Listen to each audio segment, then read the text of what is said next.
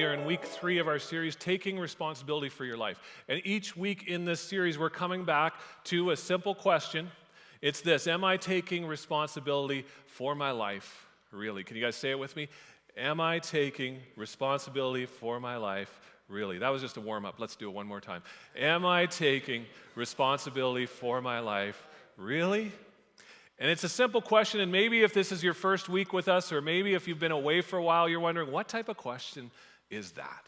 Because it's a question that can kind of sneak up on you, that can kind of surprise you. And I've heard from some of you over the last few weeks that actually you've discovered there's areas that when you say the really part, that it's like, oh, there was a spot that I wasn't watching. You know, from time to time, we need to always ask this question. We need to go back to our life. We need to examine our life and see what's going on there. It's kind of like driving a car. You know, you have to keep checking on what's going on, right? You can't just drive that car without checking on the different things, the fluid, the tires, the gas.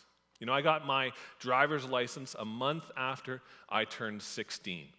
And I was so excited to have all that freedom, you know, that freedom that comes with that magical moment when you get that driver's license and suddenly you don't need mom and dad to take you anywhere, right? And when I turned 16, I had a car. My grandmother had given us her old car. It was a 1970 olive green Toyota Corona, and it was all mine when I got the license. Now, my parents will tell you that it wasn't mine, but it doesn't really matter whose name was on the registration. It was my car. I was the one that drove it. And I loved driving. I had this idea that I was 16, and so why drive when you have a license, right? And so I drove it everywhere. I drove it to work, even though it paid, you know, I had to pay to park in the Cornwall Center so I could earn money. You know, like it would use a bunch of my money that I was earning to pay for my parking, but I wanted to drive, so I wasn't going to take the bus. I would drive it to the store, even though the store was just around the corner. I would even drive it to school, and we lived about 2 blocks away from school, so it actually took me longer to find a parking spot and to walk to school than it did for me just to walk there in the first place. But I was not going to walk. That's what 15-year-olds do. 16-year-olds drive. And you know, with driving comes all this responsibility, right, of looking after the car. And my dad made me go to auto mechanics class in grade 10 so that I could learn about how to look after the car. And I got 90% in this class because the teacher did not make me actually touch the motor. All I had to do was read the book and write an exam, and I got 90%. So I had all this head knowledge, but I didn't know what I was really doing around a car, you know? And so I was out there driving. I remember about the summer after I got my driver's license. I was driving, and in your car, sometimes there's these gauges that kind of tell you what's going on with the motor. And I was driving, and I noticed that this gauge that goes from C to H, that the needle was a lot more H than it usually was. Okay, and so I thought I better check on this, and I knew enough that this was associated with the radiator. So I got out, I let it cool down a little bit, opened up the radiator, looked inside, bone dry. Okay, so I went and I got some radiator fluid and I started dumping it in. I had to go get another bucket. They come in 4-liter gallons or 4-liter pails, and so I just kept dumping another 1.5 liters in there, and I had to look after that. But I didn't know this unless that gauge had told me. I guess I could have checked. And then I remember sometime later I was driving, and all of a sudden this little red light came on, and it said, check engine. I mean, how descriptive is that? Seriously, check engine. Like, it's still running, so it must still be in the car. But so I'm like, okay, well, I drive home, and I get out of the car, and I go around, and I start checking, and I'm recalling all that I learned in auto mechanics class. And I remember that there's these things called dipsticks. Do you guys know what a dipstick is? Don't point at anyone unless you're pointing up here, in which case you're pointing at this, hopefully. But there are these dipsticks in the car. This is not mine, by the way. Peter graciously gave that to me because he loves cars. And so this is a dipstick, and it goes inside your car, and it helps you determine what's going on inside the engine, because there are fluids in there that you can't naturally see, and unless you take it apart, you can't see what's going on. And so you put this in, and you pull it out, and you wipe it off, and then you put it back in. And I'm giving you guys an auto mechanics class, right? And so now none of you wives can say, I don't know how to change the oil. And Pastor Kirk just told you how to change the oil, how to check the oil. We'll do changing the oil next week. But, you know, you put it in again, and you pull it out, and then you look on it, and on this thing, there's like a line that says add and a line that says full right up here. And we have a picture. I guess I'm controlling my slides. So we have a picture of what that looks like in the dipstick, and you can see there. And so I'm going around, and I pull out my dipstick, and I wipe it off, and I put it back in, and I pull it out again, and I look. And there was only this little dab of really, really, really, really, really, really black liquid on the end of this dipstick, even less than what you see up there. And what I learned is that unknown to me, I had been driving around with hardly any oil in my car. And this was dangerous because without oil, my whole engine would seize up. And suddenly I would have no car, but I didn't even know it. And this is what this question is all about. Am I taking responsibility for myself, really? It's about popping the hood of our lives and pulling out the dipsticks and seeing, is it really as good as I think it is? Am I really being responsible with the things that I am supposed to be responsible with? Or maybe, just maybe, there's some maintenance, there's some things that I need to do in my life. And in week 1, we talked about how we are created to be responsible and how the gauges in our life that tell us if we're being responsible or irresponsible in an area of our life are shame and blame. These are the gauges that tell us when something's going wrong in our life. If we feel shame or if we are placing blame on somebody else, there's probably something to that. Because when we are irresponsible, we cause conflict. And then in week 2, we talked about a principle that can help us to take responsibility for the things in our life that we are responsible for, that can begin to change things for the better in the days, months, and years going forward. And that is the principle of the harvest, that we reap what we sow. And now today we're going to continue to build on what we've talked about in the last couple weeks, and we're going to look at 3 dynamics. There's 3 dynamics in the text that we're going to look at today. And the first dynamic is it helps us understand why sometimes in life we feel like we're reaping what somebody else has sown. Okay, have you ever felt like that? Have you ever felt like you're cruising along and all of a sudden, I've been doing everything right, yet I seem to be in so much chaos. Why is that? So we're going to look at why that is. The second one that we're going to look at, we are going to look at what to do when you find yourself in chaos. But even better than that is how do we stay out of chaos in the first place? And then the last dynamic that we're going to look at is one that really pertains to those of us who follow Jesus. It's the reason why sometimes we don't change, even though we say, I'm irresponsible in that area and I need to change this. This is the reason why we don't change. So we're going to look at these 3 things this morning as we continue on talking about how to take responsibility for our lives. So if you have your Bibles, turn with me to the book of Joshua. Joshua is in the Old Testament. It's near the beginning of the Old Testament. If you have one of our brown Bibles, and more are on order, so I'm sorry if you don't have one today, but they are coming. It's on page 172. And Joshua 7, the whole background to what we're going to talk about today, really starts in the book of Genesis. But if you turn to Joshua, I'll talk you through the Genesis part, okay?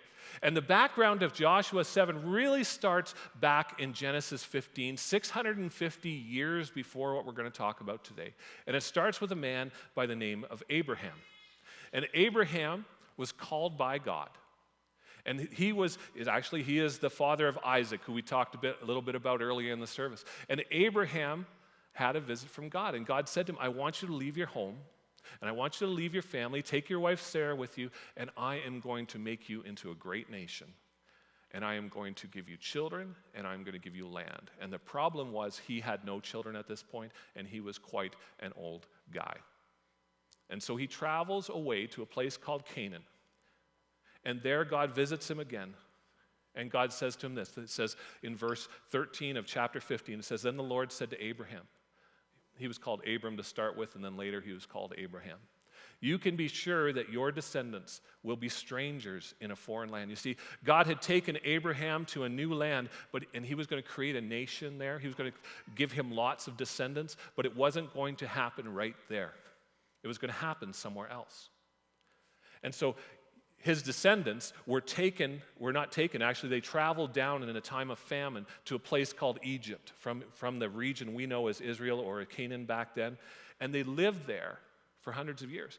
70 people went down, these were Abraham's great-grandchildren, and they went down to Egypt, and they turned into millions of people, into a nation. But then the Egyptians decided that there was too many of them and they were going to take over their land, so let's make them slaves. And so then, where they will be oppressed as slaves for 400 years. And so for 400 years, the Israelites were slaves to the Egyptians. But I will punish the nation, God says, that enslaves them. And in the end, they will come away with a great wealth. And this is exactly what happens. The book of Exodus is written about. A man named Moses led the people of Israel out of Egypt in that day. And then we go on to verse 16. After 4 generations, your descendants will return here to this land, for the sins of the Amorites do not yet warrant their destruction. And you know, as we come to the book of Joshua, which is all about conquest, okay, what's happening in Joshua is that Moses had led them up to a certain point. Now Joshua is leading them across the Jordan River into the land that God had promised to Abraham. And throughout Joshua are all these battles, and at times we have trouble with this, because as we read Joshua, we read about whole cities being destroyed, men, women, children. We read about whole cultures being destroyed. And this offends our modern sensibilities. How could God tell Joshua to do this? This is the verse that talks about why this happens. You see, God says, he says, after 4 generations, your descendants will return here to this land for the sins of the Amorites. These were the people living in Canaan at the time of Abraham, but also at the time of Joshua, 650 years later, do not yet warrant their destruction. And what was going on is that these Amorites, if you read about their culture, you read that they were a decadent culture. They were a culture that endorsed and even promoted child sacrifices. Child sacrifices. Word had trouble with that. And promoted child sacrifices. That they abused women and they abused minorities. This was a society that just kept getting worse and worse and worse. And in Abraham's day, God says they don't warrant destruction yet. Okay? Their sins have not escalated to the point where they are unredeemable. And so God gives them 650 more years. He takes Abraham and his people away in order for the Amorites to be given a chance to return to God. But 650 years later, Joshua comes along, and God says, now's the time. I've given them a lot of time to return to me, but they haven't. And so this is what's going on in the book of Joshua, is that God is taking a new start to the land, a new start with a new people. And in order for that to happen, he had to first clean the land out of all of the sin that had been going on there. And it's not fair, and it may offend us, but this is what God does in order to give his people a chance to live his way. And there's 2 things I want you to pay attention to with regards to this. First is that the great compassion that God has. That he sees these Amorites who at the time of Abraham were sacrificing children, were abusing women and men and minorities, who were living decadent lives, and he looks at them and he says, I will have compassion on them. For 650 years, I will give them a chance to come back to me. And the second thing I want you to notice is how serious God takes sin. How serious God takes sin, that he cannot tolerate this. There is great compassion, but he says there comes a point when enough is enough, and I have to deal with it. And that's what's going on in the book of Joshua. So let's pick it up. As we get to Joshua chapter 7, what's happened is there has been one battle already. Joshua has led the people of Israel into the promised land. That's what they called Canaan. And he has led them against Jericho. Maybe you know this story. Jericho was the biggest city in the region, the first city they encountered. It was a walled city with huge walls and defenses and many, many people. And Joshua consults God, and God gives him a strategy. He says, march around the city 7 times for 7 days, and on the 7th day, blow your horns, and the walls will come down. And that's what happens. And then God says to the army there, he says, okay, I want you to go in and destroy everything. Wipe it all out. Do not take anything, because God didn't want the people to get rich off the plunder of what was there. God wanted them to trust him fully, not trust what they could conquer, but trust him. And so that is exactly what happens as we come to Joshua chapter 7. Now, this is the second battle. And we are on the wrong slide. Sorry, everybody. There we go. And Joshua sent some of his men from Jericho to spy out the town of Ai. So this is where the second battle is going to take place, east of Bethel, near Bethaven. And this is a pretty specific place that he's talking about. And the reason why it is so specific like this is because this is history. This has actually happened. And the people who were reading this book for the first time, they knew exactly where this was. And so the author is quite specific. When they returned, they told Joshua, there's no need for all of us to go up there. It won't take more than 2,000 or 3,000 men to attack Ai. Since there are so few of them, don't make all our people struggle to go up there. There's no need for all of us to go up there. You know what? The confidence of the spies is huge because they have beaten Jericho. This city they looked like impenetrable. They have now beaten this city. And so what is Ai in comparison to Jericho? I mean, it's not even the same size. Actually, the literal translation of the name Ai is the ruins. And so they've gone up against Jericho, this mighty city that everyone fears, and now they're going up against the ruins. I mean, who would want to live there? Of course we could take this place. Come on, Josh, we don't have to send everybody up there. Since there are so few of them, there was only about 12,000, we believe, living there. Since there's so few of them, you don't have to send all of us up there. And even Jericho is below sea level, and Ai is about 1,800 feet above sea level. So there was over 2,000 feet that they were going to be traveling between this, all up mountains. Why take us all there? We can do this, no problem. And so it says Joshua, so approximately 3,000 warriors were sent, but they were soundly defeated. The men of Ai chased the Israelites from the town gate as far as the quarries, and they killed about 36 who were retreating down the slopes. The Israelites were paralyzed with fear at this turn of events, and their courage melted away. 3,000 it sounds like a lot to us, but it wasn't to them. Joshua had an army of a couple 100,000 that he could call on very easily. And so he sends 3,000 up there, and they are defeated and chased back down the hill, and 36 people are killed.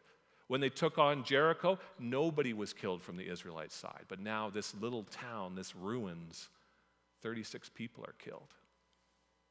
And people are demoralized. This is a devastating loss to them.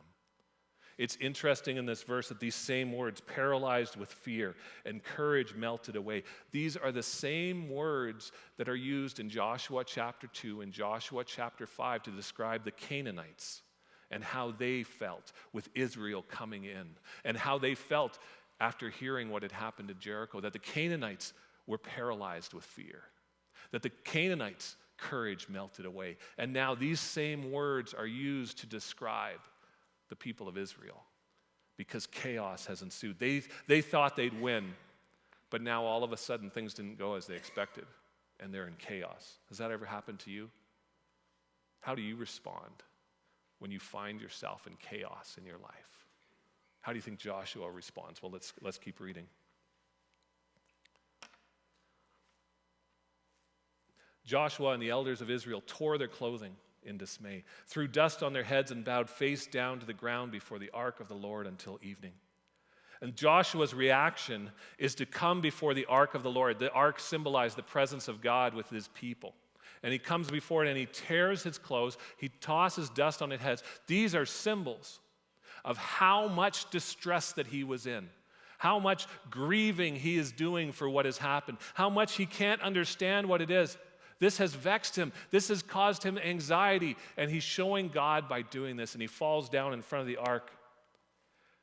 And then he begins to speak. He says, then Joshua cried out, O sovereign Lord, why did you bring us across the Jordan River if you're only going to let the Amorites kill us? If only we had been content to stay on the other side. He says, God, why? Do you ever respond to God like that sometimes in the midst of chaos? Why?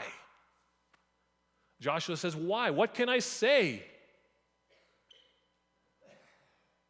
We keep reading. Lord, what can I say now that Israel has fled from these enemies? For when the Canaanites and all the other people living in the land hear about it, they will surround us and wipe our name off the face of the earth. And then what will happen to the honor of your great name? What can I say? Joshua thinks his leadership is over. He's saying, what can I say when people come to me and say, why should we keep following you, Joshua? Sure, you had one good victory, but look at how you were defeated at Ai. And Joshua says, what can I say? I have nothing to say back to them. For when the Canaanites and all the other people living in the land hear about this, my people are scared. And these Canaanites whose courage was melting, who were paralyzed with fear, they're going to hear about Ai, and now they're going to come against us. And Joshua is scared that his people will want to run back across the Jordan River and settle there. But even more than that, he says, what will happen to the honor of your great name? Because at the heart, Joshua is a devoted follower to God. And he knows that his actions, that the way that he lives, shows God's greatness to the people around. And so if God has defeated Joshua, or if God is defeated, or if his people are defeated here at Ai, then people of Canaan are not going to respect God. They're not going to respect Joshua. What is going on here, God? I'm here to give glory to your name, but now I've been defeated. This is not going to happen. How do you think God responds to this? The Lord said to Joshua, "Get up. Why are you lying on your face like this?" Don't read this verse thinking that God is mad with Joshua. Don't read this verse thinking that God is rebuking Joshua. This verse is about a father responding to a child that he doesn't understand why he's there in the first place. Think about it this way. My oldest daughter, Alex, when she was 4 years old, she liked to color. And she colored on everything, literally everything. If you left a piece of paper lying around the house, she colored on it. I would go to work with pieces of paper colored on it. And she would even color on the walls. Okay, the first time she did it, you didn't tell the kid, don't color on the wall, so you can't get after her, right? So you clean off the wall yourself and you tell her, don't color on the walls. Second time, we had Alex help us clean the walls. Third time, had Alex help us clean the wall. Fourth time, she did it by herself. She didn't do a very good job. She was 4 years old. When I came to her, in the many times after this, because this went on for a good year, a couple years and stuff like this, and when I would find her, I would say, "Alex, what are you doing? You know you're not supposed to color on the walls." And God comes to Joshua, and he says, "Joshua, get up. Why are you lying on the ground?" Like a father who doesn't understand why his child keeps doing this thing again and again. This is how God responds to him. And he goes on and he says to him, "Israel has sinned and broken my covenant. They have stolen some of the things I commanded must be set apart for me." Remember I said that when they went into Jericho, that they were to destroy everything? Well, if you keep reading in chapter 7, after verse 13, where we're going to stop, you'll find out about a man named Achan. And Achan, when he was in Jericho with the army, he saw a robe that was beautiful, and so he took it. He saw 200 coins, so he took it. He saw a pound, a little more than a pound, of gold, and he took it. And he knew that it was wrong, and so he buried it under his tent. Israel has sinned and broken my covenant. They have stolen some of the things I commanded must be set apart for me. And they have not only stolen them, but have lied about it and hidden the things among their own belongings. God knows about what's going on. But here's the thing. God says Israel has sinned. No. It was one man. It was Achan. Achan sinned. And yet God says Israel has sinned. They have done this awful thing that is going on here. Let's keep reading. That is why the Israelites are running from their enemies in defeat. For now Israel itself has been set apart for destruction. I will not remain with you any longer unless you destroy the things among you that were set apart for destruction. One man sinned. One man was irresponsible in Jericho. Took a robe, 200 coins, and a bar of gold. And now all of Israel is set apart for destruction, just as the Amorites had been. Here's the incredible truth that's revealed in these verses, is that irresponsibility always becomes someone else's responsibility. Irresponsibility always becomes someone else's responsibility. We know this, don't we? We see this all the time, don't we? You're at work and someone shirks their responsibility. Maybe they phone in sick when they really aren't sick, and suddenly you have to not only do your work, but somebody else's work. And you have to stay longer because of somebody else's irresponsibility. We see this in families, right? Where someone is struggling with addictions, And that problem becomes the whole family's problem as the whole family now starts to build a life around how do we deal with this? We see this in politics, right? With senators who abuse the public monies that they have been entrusted with. And who has to take responsibility for it? The taxpayers, right? Irresponsibility always becomes someone else's responsibility. My irresponsibility will at some point become your responsibility. And your responsibility or irresponsibility will sometime become my responsibility. This is the problem with sin. And irresponsibility and sin are uniquely tied. And where there is one, there is probably the other. And the thing about sin is that this is insidious. This is like a cancer that kills everything that it touches. A spouse has an affair, but it doesn't stop with that spouse. It trickles down through the whole family. We've seen this. We see this in our community. We see this in our church. Your sin and my sin, we affect each other as a church. We see this within families. And God will not tolerate this amongst his people. Even people he has chosen. He chose Abraham and made him a nation. Millions of people over 650 years. And yet he says, if you are tolerating irresponsibility, if you are tolerating sin, that's it. It doesn't matter that you bear my name. Do not do this. Take responsibility because your irresponsibility will always become someone else's responsibility. And the whole nation of Israel bears the responsibility for what Achan did. And last week we talked about this a little bit. We talked about how we are responsible for each other, and this is why. Because that irresponsibility will spread throughout the whole world. And we see that all the time. And so we need to help each other, but we need to take our own responsibility first. Let's keep reading. Get up, God commands. Command the people to purify themselves in preparation for tomorrow. So Moses, who had led the people of Israel before Joshua, he had given the Israelites a series of rituals and ceremonies that would purify themselves if they found that they had been sinning, if they had been irresponsible. And so God says, you know what? I want you to get ready for tomorrow. In the midst of chaos, in the midst of irresponsibility, God still has compassion, and he says, here's what I want you to do. You weren't paying attention, I get it. You didn't know what was going on, I get it. Here's what I want you to do in order to be made right with me. And the thing is that when your life is in chaos, you should talk with God. This is what Joshua does. Joshua could have sent a lot more troops back against Ai. He could have called his generals and said, how do we need to do this again differently? He could have sent 100,000 troops in a moment like that, but he doesn't. He turns to God and says, God, my life is in chaos. What should I do? And God tells him. God guides him. And this is the great truth about our God, is that even in the midst of chaos, even in the midst of us not taking responsibility for our life, he wants to guide us. He wants to advise us. Psalm says this, it says, the Lord said, I will guide you along the best pathway for your life. I will advise you and watch over you. He wants to talk with you about what's going on in your life, and he will help you in the midst of irresponsibility. He will help you. Here's an interesting thing about this passage with Joshua. If you compare it to the Battle of Jericho, we see that in the Battle of Jericho, Joshua does two things. He sends out spies, and here's the report, just as he did with Ai. And then he consults with God. Before any troops are sent against Jericho, he consults with God.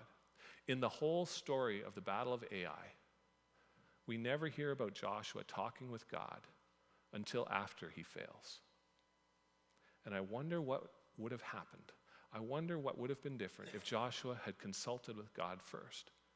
We talked about cars and how you have to kind of take a look at those dipsticks to make sure what's going on. And from time to time, we need to come back to our lives and say, am I taking responsibility? Father, am I taking responsibility? We need to do some maintenance. And I wonder if Joshua had done some maintenance, if the results would have been different. But Joshua doesn't do it. And so now God is saying, okay, here's how you get back onto the path. We need to do some corrective actions in this. But the important thing is in this, if you're in chaos, talk with your Father. And here's the great thing about it. Joshua talks to God in such a frank and open and honest way. He lays his heart before God, and God doesn't rebuke him. There's a whole book called Psalms in the Bible, and it's full of a number of songs or poetry that is all called laments.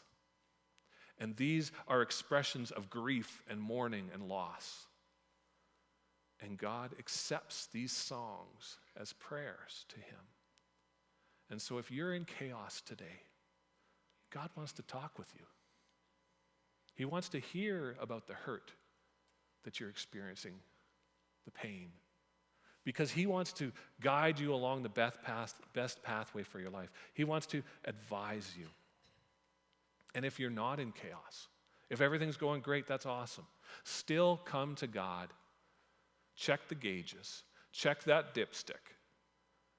Make sure everything is really as good as it seems, because he wants to guide you and he wants to advise you. Let's finish verse 13. For this is what the Lord, the God of Israel, says. So you're to purify yourself, get ready for this ceremony. Hidden among you, God says, O Israel, are things set apart from the Lord. You will never defeat your enemies until you remove these things from among you. You will never defeat your enemies until you remove these things from among you. God says, get up, Joshua. This is no time to pray. You know what's wrong. You see, God had said to Joshua in chapter 1, he says, Joshua, here's my formula for success, okay? Here's my formula for our relationship. Listen to me, live my way. Make my word something you meditate on day and night, and then you will find success. So when we come to chapter 7, that's the starting point. Follow me, listen to me, and I will be with you and give you success. So when we come to chapter 7 and Joshua meets with failure, logic would say, he's not doing this. That there's a problem going on, because God has laid it out clearly before they ever entered the land about what would be the secret to success in everything they did. And so if there's failure at any point along the journey, then you have walked off the path that I have laid out for you. That's what God says. And so he says, get up, this is no time to be praying, because you know what needs to happen. You already know what needs to happen. Stop hiding behind your prayer and just do what I've already told you to do. And this is the message for Joshua in this. And sometimes we do the same things. God has spoken to us through his word. This is why we talk about reading the Bible regularly and consistently, because this is the primary method by which God speaks to us today. And he has given us everything we need for a life of godliness. He's talked about finances in here. He's talked about relationships in here.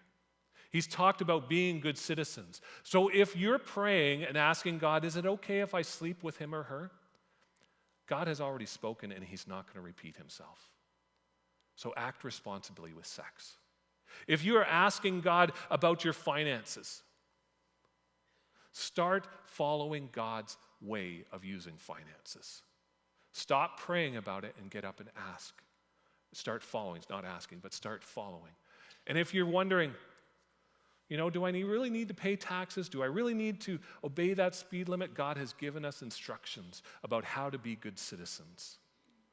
So start being a responsible citizen. This is what this verse is saying. It says, you'll never defeat your enemies. You will never get out of the chaos that you are in until you remove these things from among you, until you start following what I've already said. You will never be out of chaos. God has given you what you need. And sometimes as Christians, we just keep praying. And we stay in this situation, this chaos that's in our life, asking for God's help, asking for God to intervene, when all along we keep doing things that go against what God has taught us. And God says, will you just get up? I've already given you what you need.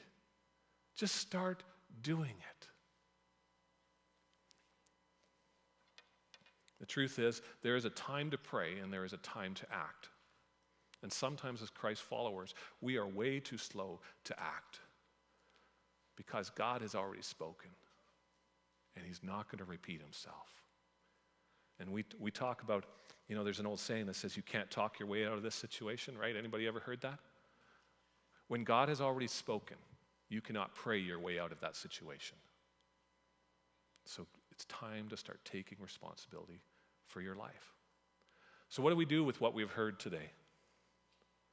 Well, maybe it's time to do a checkup, to pop the hood and ask this question: am I taking responsibility for my life, really?